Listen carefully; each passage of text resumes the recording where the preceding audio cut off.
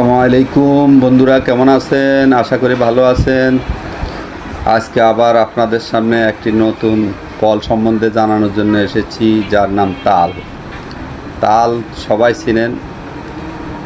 আমি তালের শ্বাসের ব্যাপারে কিছু কথা বলতে এসেছি, যা কোনো কোনো অঞ্চলে বলে তালের শ্বাস, আবার কেউ বলে তালের লেফা, কেউ বলে তালের ডাব।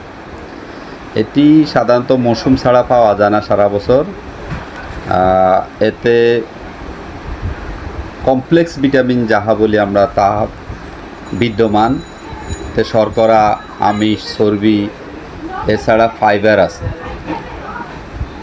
তালের শ্বাস খেলে লিভারের রোগ, কোষ্ঠকাঠিন্য, আয়রনের ঘাটতি, এছাড়া দৃষ্টিশক্তির উন্নতি, হাড়ের গঠন, পানিশূন্যতা, খাবারের রুচি বাড়ানো, বমি বমি ভাব না হওয়া, এছাড়াও রোগ প্রতিরোধ ক্ষমতা প্রচুর বেড়ে যাবে।